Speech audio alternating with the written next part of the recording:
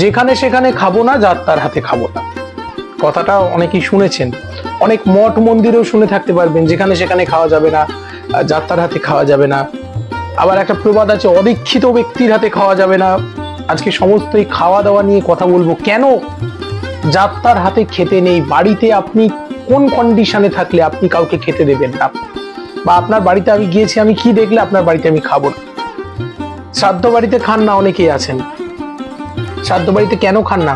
অনেকে আমাকে বলেন শ্রাদ্ধ বাড়িতে খেলেই না শরীর খারাপ করে। কিন্তু শুধু কি শরীর খারাপ? এর মধ্যে অনেক ব্যাপার আছে। কেউ আপনাকে এক কাপ চা দিয়েছে, আপনি সেখানে সেই চাটা বর্জন করবেন কখন?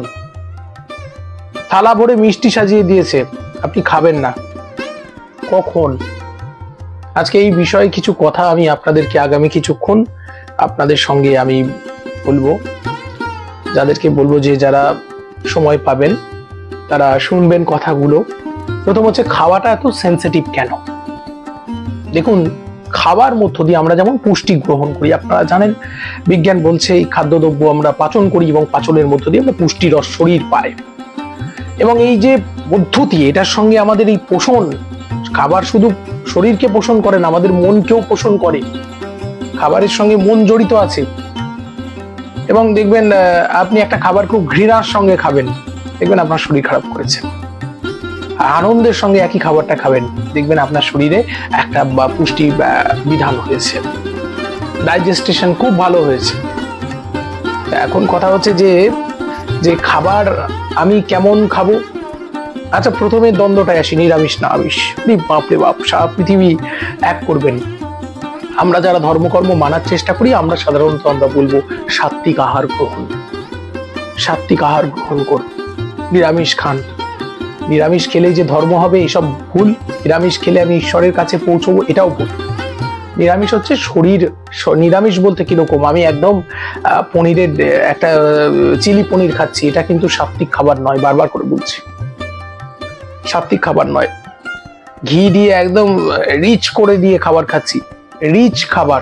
আবার আমি রিপিট করছি, রিচ খাবার কখনো সাত্বিক খাবার হতে পারে না, এটা রাজসিক খাবার হতে পারে।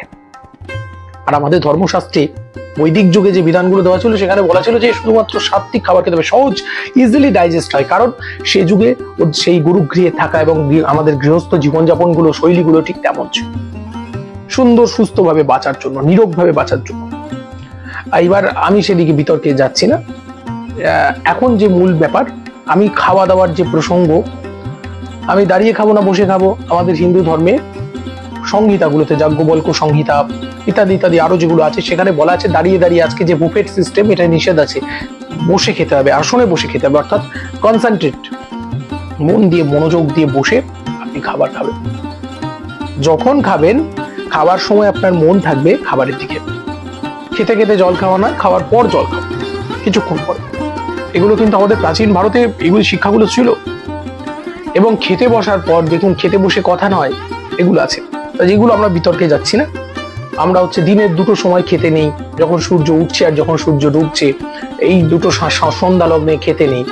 তো এগুলো তো তারা বলেছেন, তাদের মতো করে বলেছেন। কিন্তু আমার আলোচনার বিষয়টা অন্যরকম, যে কোন মানসিক সিচুয়েশনে আমি খাবো না, কখন খাবো না, কার হাতে খাবো না। দেখুন, যে যেমন ভাব নিয়ে চলে, প্রত্যেকটা মানুষের একটা ভেতরের ভাব আছে, যে যেমন এই ভাবটা নিয়ে চলে। আমরা পড়েছি না, আমরা জানি তো, যার যেমন ভাব তার তেমন লাভ। আমাদের আগের দিনের পর্বই এই বিষয়টা নিয়ে হচ্ছে। তা যে যেমন ভাব নিয়ে চলে, তার হাতের খাবার, তার তৈরি করা অন্ন ঠিক সেই রকম হয়। দেখবেন প্রসাদ, রাস্তার মোড়ে খিচুড়ি রান্না হচ্ছে, শিব পুজো হচ্ছে, শিব পুজোর খিচুড়ি। সবাই মিলে বোম বোম ভোলে বাবা বোম বোম বলতে বলতে বাজার থেকে আলু নিয়ে এসে ঢেলে দিচ্ছেন, চাল ডাল কোনো কিছু ঠিক মতো, শাকসবজি ধোয়াও নেই। কিন্তু সেই যে খিচুড়ি হলো, সেই অপূর্ব উপাদেয় খিচুড়ি, আপনি বাড়িতে একই ইনগ্রেডিয়েন্ট সুন্দর করে দিয়েও আপনি বাড়িতে সেই খিচুড়ি বানাতে পারেননি। কিন্তু রাস্তার মোড়েতে অপরিষ্কার পাত্রে, অপরিষ্কার আনাজে কত সুন্দর খিচুড়ি হয়ে গেল। How is it possible? তীব্র ভাব। কারণ তারা যখন খাবারটা রান্না করছিল, তারা সবাই মিলে একটা ভাব, সুন্দর ভাব, ওই bomb bomb Hare Hare Hari Hari bomb bomb, Shiva Shiva Shiva Shiva Shiva করতে করতে তারা সেই ঠাকুরের ভোগ রান্না করছি এইরকম একটা ভাব নিয়ে তারা সেই খিচুড়ি রান্না করেছে, যার ফলে ওইরকম টেস্ট হয়েছে। পায়েস রান্না করেন অনেকে, দেখবেন ভোগের পায়েস, ঠাকুরের ভোগের পায়েসের একটু টেস্ট বেশি হয়। সে যদি চিনিটা একটু কম হয় বা দুধটা একটু পাতলা হয়, কোনো অসুবিধা নেই। তাহলে কার হাতে খাবো না? কুভাব পরায়ণ মানুষটা খারাপ, আপনি জানেন, আমি তার হাতে খাবো না। ধর্মশাস্ত্রে যে নিষেধগুলো আছে এর পেছনে অনেক পুরো মনস্তাত্ত্বিক বিজ্ঞান। জোচ্চোর চিটিংবাজ আপনি ভালো করে জানেন, খাবো না তার হাতে, জল পর্যন্ত খাবো না। তাহলে কি হবে? খেলে তার বাড়িতে অন্ন গ্রহণ করলে আমার মনের ভাব ওই রকম হতে অটোমেটিক্যালি বাধ্য। আমি একটা গল্প বলি, যে গল্পটা শ্রীরামকৃষ্ণ পরমহংস বলেছেন এবং রামকৃষ্ণ পরবর্তীতে স্বামী বিবেকানন্দ এই গল্পটার কথা বলেছেন অন্যত্র। তা কিরকম? যেখানে সেখানে যাত্রার হাতে খেতে নেই কেন? বলছেন এক সাধু সন্ধে হয়ে এসেছে, একটা গৃহ দেখতে পেলেন, দিয়ে বলছেন, বাবা আমি আজ রাতে ঠিক করেছি তোমাদের বাড়িতে দুটো প্রসাদ নেব। আর গৃহিণী গৃহকর্তা আনন্দের অবধি নেই, আমাদের আজকে শত জনমের পুণ্য বাবা, তুমি আমার বাড়িতে পদাবদলি দিয়েছো বাবা, জটাজুতধারী সন্ন্যাসী। তখন কি হলো? বাবাকে নিয়ে বসালেন, পাদ সেবা করলেন, রাত্রিবেলায় রান্না করলেন, বাবা ভাত রাত খেয়ে নিদ্রা দিয়েছেন। ভোর 3টে, ভোর হয়ে গেছে। সাধু চোখ খুলেই দেখছেন সামনে একটা চকচকি কাঁসার ঘটি। বাহ, ঘটিটা তো বেশ সুন্দর। চারিদিকে দেখছে না তো কেউ, তাড়াতাড়ি করে ঘটিটাকে বগল দাপা করে তার ঝোলার মধ্যে ভরে ঝোলাটি বন্ধ করে বাবা দরজাটা খুলে দৌড়। এমন করতে করতে সূর্য মাথায় উঠেছে। কিছুক্ষণ পর বাবার মনে হলো, আচ্ছা আমি না সাধু, আমার আবার সঞ্চয় কি? ছি ছি ছি, আমি চুরি করলাম শেষমেশ, বাহ এটা উচিত নয়। ঘটি নিয়ে রিটার্ন বাড়ি এলেন, সেই গৃহস্থের বাড়ি। গৃহস্থ এইদিকে সকালে উঠে দেখছে বাবা নেই, তারা ঘটি চুরির কথা জানেও না, খেয়াল। দরজা খুলে বাবা ঘটিটা সামনে দিয়ে বলছেন, এই ঘটিটা গতকাল রাতে আমি তোমাদের বাড়ি থেকে চুরি করে নিয়ে গেছি। সবাই মুখ চাওয়াচাই করছেন। বলছে, কিন্তু এবার বলো, তোমরা গতকাল আমাকে যে ভাত খাইয়েছিলে, চালটা কোথা থেকে আনা হয়েছিল? তখন ওই গৃহস্বামী, গৃহকর্ত্রী বাবার কাছে এসে বলছে, বাবা আমার স্বামী সিদেল চোর, দুদিন আগে শীত কেটে সেই চাল চুরি করে নিয়ে এসেছিল, আর সেই দিয়ে আমি আপনাকে ভাত ফুটিয়ে নিবেদন করেছি। বাবা বুঝলেন যে কেন তার সেই অন্ন দোষ, অন্যের মধ্য দিয়ে যে ভাব সঞ্চারিত হয়। এই জন্যই মহাত্মা পুরুষেরা যেখানে সেখানে খাওয়ার কথা বলেন। এখন আপনি বলবেন, আমি হোটেলে খাচ্ছি, রাস্তা দিয়ে যাচ্ছি, মিষ্টির দোকানে মিষ্টি কিনে খাচ্ছি, তাহলে সেক্ষেত্রেও কি ভাব সঞ্চারিত হবে? খুব গুরুত্বপূর্ণ প্রশ্ন। না, কারণ সেখানে যখন তিনি খাদ্যদ্রব্যটি প্রস্তুত করছেন, তার চিন্তা হচ্ছে শুধুমাত্র বিক্রয়। আমার কাস্টমার কিনলেই হবে, এবং ওই খাবারটার মধ্যে ভালোবাসাও থাকে না, ভক্তিও থাকে না। ওই জন্য ঠাকুরের ভোগ বাড়িতে বানিয়ে দেওয়া ভালো। মিষ্টির দোকান থেকে বড় বড় গোল্লা কিনে নিয়ে এসে দেওয়ার দরকার নেই।